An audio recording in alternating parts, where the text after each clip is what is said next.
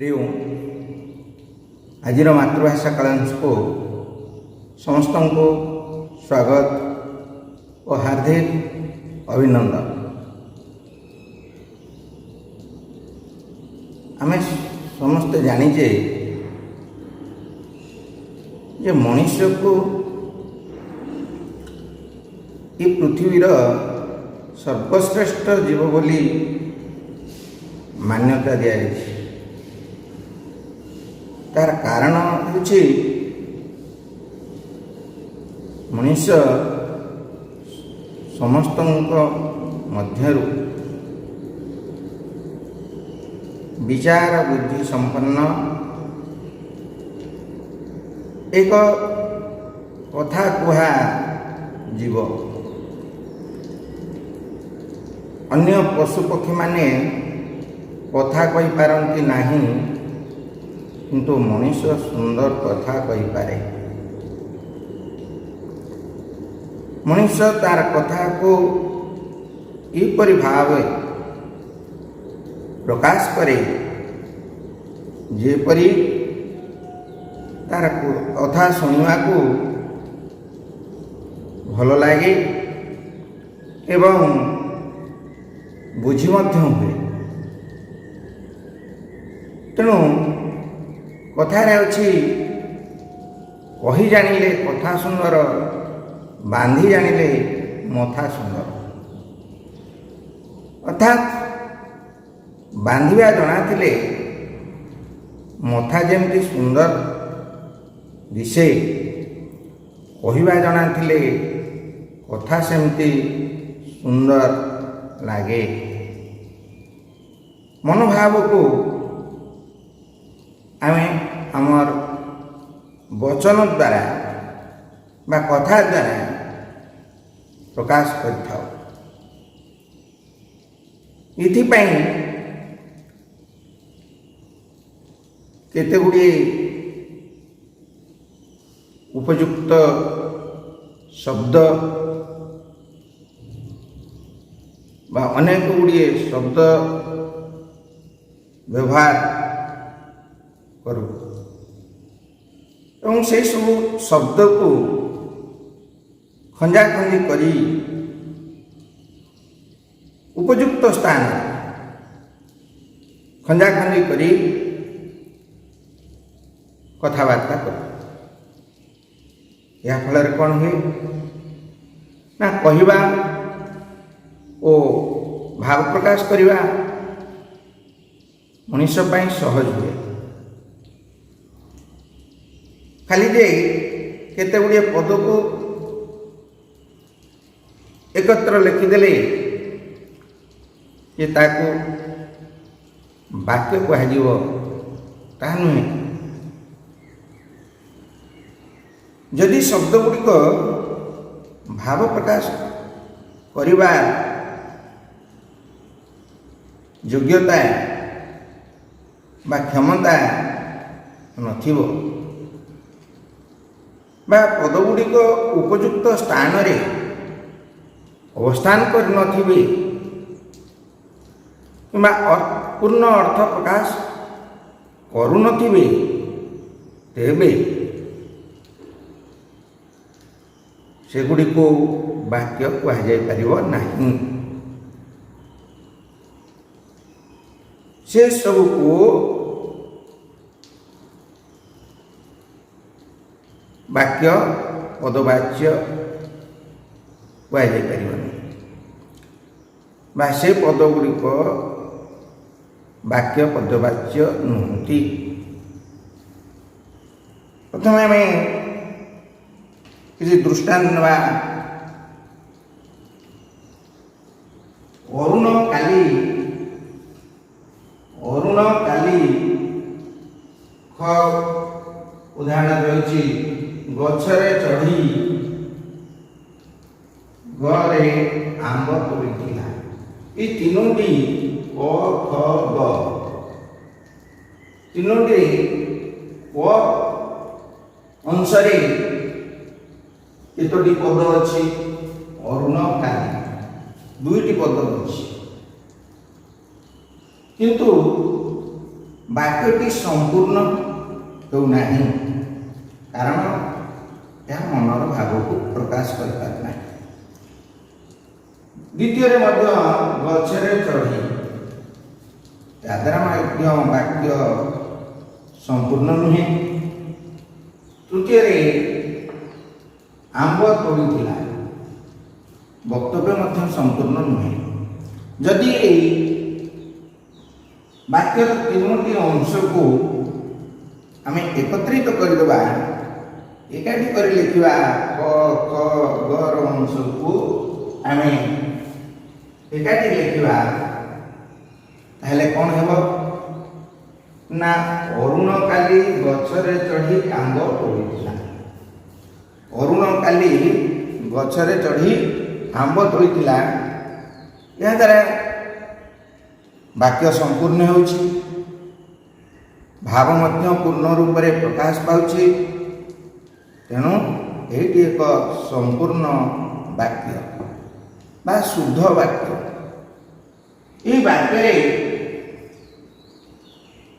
କେତେଗୁଡ଼ିଏ ପଦ ଅଛି। ଅରୁଣ କାଲି ଗଛରେ ଚଢ଼ି ଆମ୍ବ ତୋଳିଥିଲା। ବାକ୍ୟର ଏ ଅଂଶ ଗୁଡ଼ିକ ଗୋଟିଏ ଗୋଟିଏ ପଦ। ତେଣୁ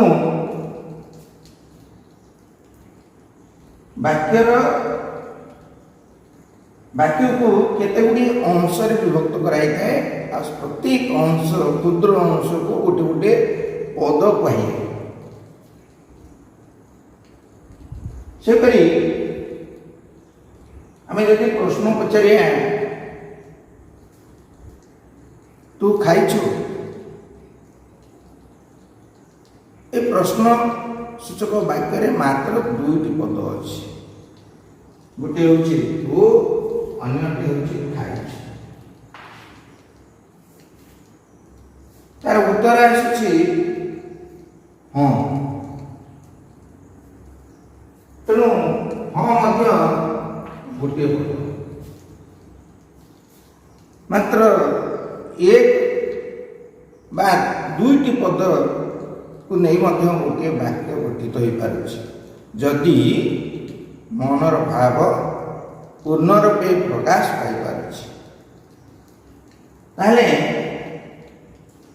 ଆମେ ବାକ୍ୟ କାହାକୁ କହିବା ବା ବାକ୍ୟ କାହାକୁ କହନ୍ତି ବା କୁହାଯାଏ?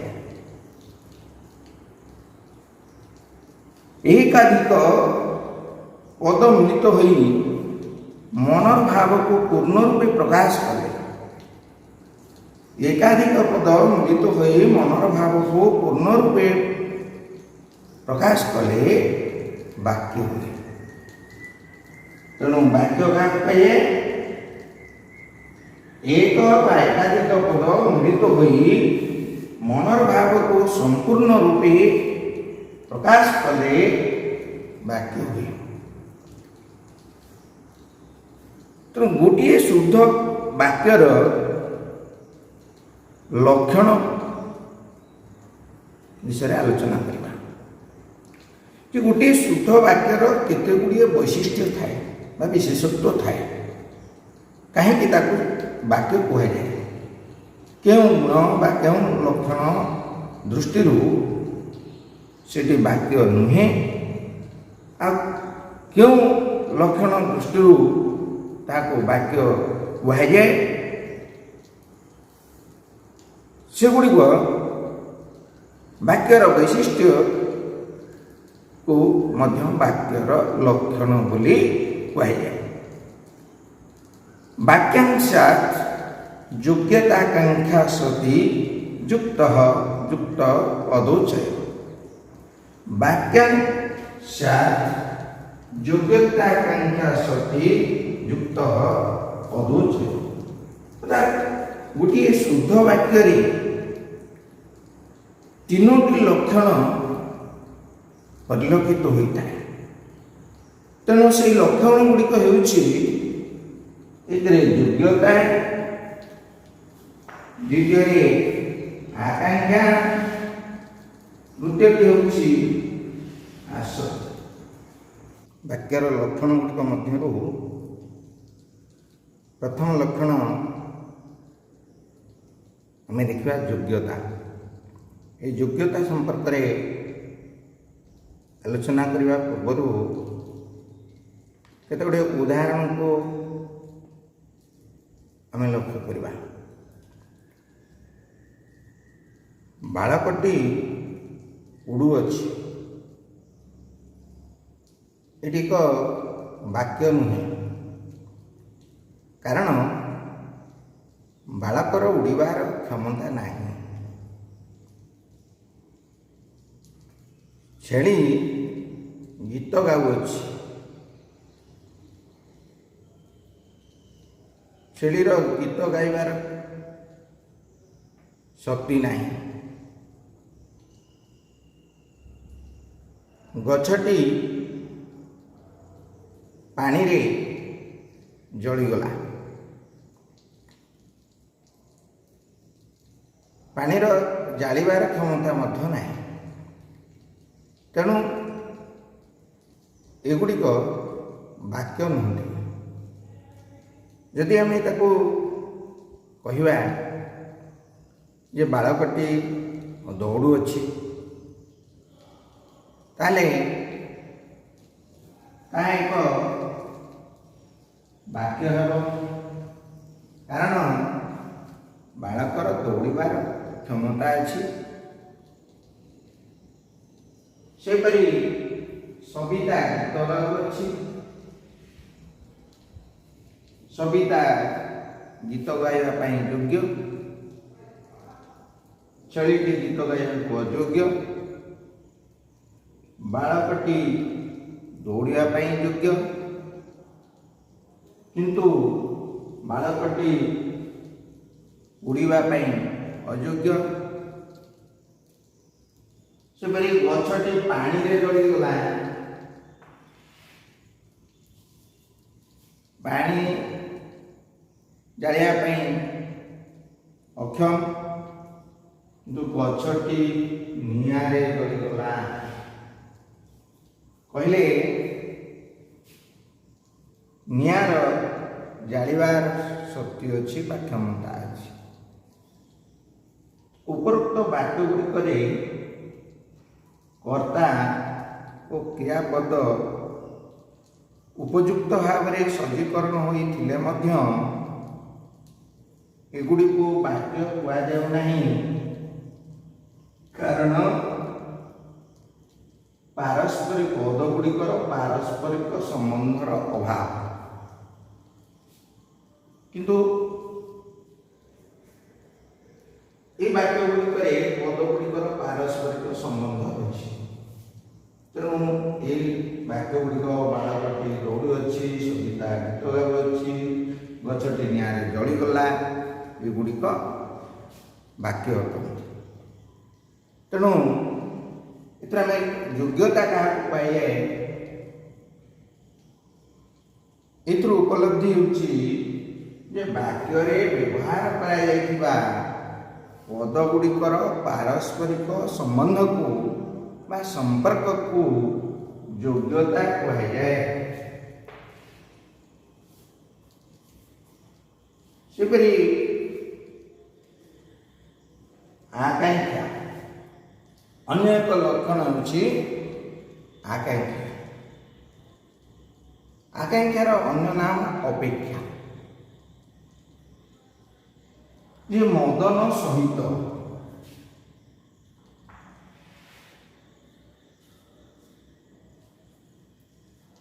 ଦୁଇଟି ପଦ ଅଛି, କିନ୍ତୁ ପୂର୍ଣ୍ଣ ଅର୍ଥ ପ୍ରକାଶ କରିପାରୁନାହିଁ।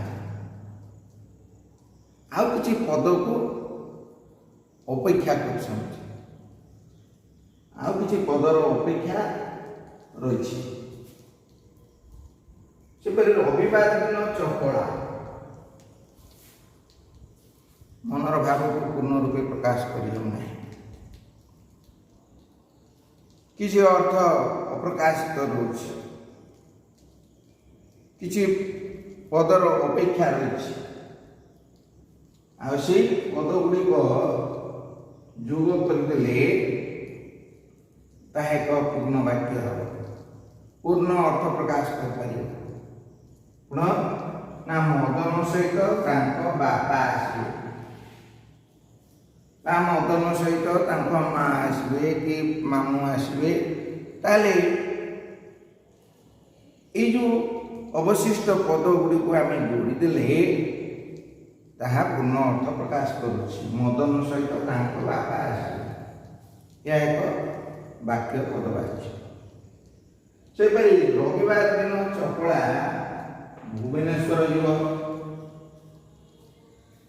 କିମ୍ବା ଘରେ ରହିବ, ଏସବୁ ପଦ ଗୁଡ଼ିକର ଅପେକ୍ଷା ରଖିଛନ୍ତି।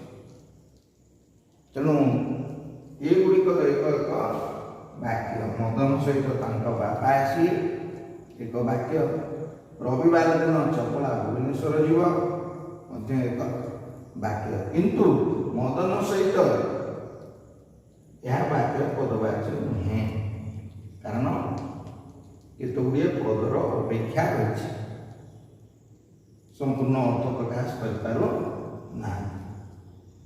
ତେଣୁ ଏଥିରୁ ଆମେ ଜାଣିଲେ ଆକାଂକ୍ଷା କାହାକୁ କୁହାଯାଏ ନା ବାକ୍ୟରେ ଥିବା ଗୋଟିଏ ପଦ ଅନ୍ୟ ପଦ ଗୁଡ଼ିକର ଅର୍ଥବୋଧକତା ପାଇଁ ଅପେକ୍ଷା କଲେ ତାହାକୁ ଆକାଂକ୍ଷା କୁହାଯାଏ। ଏହି ସାପେକ୍ଷତାର ଅନ୍ୟ ନାମ ଆକାଂକ୍ଷା ବା ଆକାଂକ୍ଷାକୁ ମଧ୍ୟ ଅପେକ୍ଷା ବୋଲି କୁହାଯାଏ। ତୃତୀୟ ଲକ୍ଷଣଟି ହେଉଛି ଆସକ୍ତି। ତୃତୀୟ ଲକ୍ଷଣ ହେଉଛି ଆସକ୍ତି। କିଛି ଉଦାହରଣ ଦେଖିଥିବା,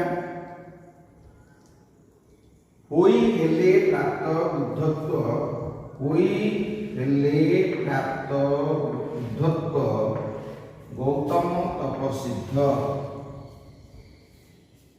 ଏହା ବାକ୍ୟ ହୋଇପାରେ ନାହିଁ। ପ୍ରତ୍ୟେକ ପଦ ଅଛନ୍ତି, କର୍ତ୍ତା କ୍ରିୟା କର୍ମ ସବୁ ପଦ ଅଛି, କିନ୍ତୁ ଏହି ପଦ ଗୁଡ଼ିକ ଉପଯୁକ୍ତ ଭାବରେ ସ୍ଥାନିତ ହୋଇନାହିଁ, ଉପଯୁକ୍ତ ଭାବରେ ସଜ୍ଜୀକରଣ କରାଯାଇ ନାହିଁ। ଅସଜଡ଼ା ଭାବରେ ଏହି ପଦ ଗୁଡ଼ିକ ଥିବାରୁ ଅର୍ଥ ପ୍ରକାଶ କରିପାରୁନାହିଁ। ସେପରି ଉଭୟ ଏ ମିଶି ଛବି ଓ ବର୍ଣ୍ଣନା ଆଙ୍କିଛନ୍ତି ଚନ୍ଦନା, ଏ ମଧ୍ୟ ସମ୍ପୂର୍ଣ୍ଣ ଅର୍ଥ ପ୍ରକାଶ କରିପାରୁନାହାନ୍ତି, ପଦ ଗୁଡ଼ିକ ସଜ୍ଜିତ ହୋଇ ରହିନାହାନ୍ତି। ଯଦି ଏହି ପଦ ଗୁଡ଼ିକୁ ଆମେ ବାକ୍ୟର ସୌନ୍ଦର୍ଯ୍ୟ ପାଇଁ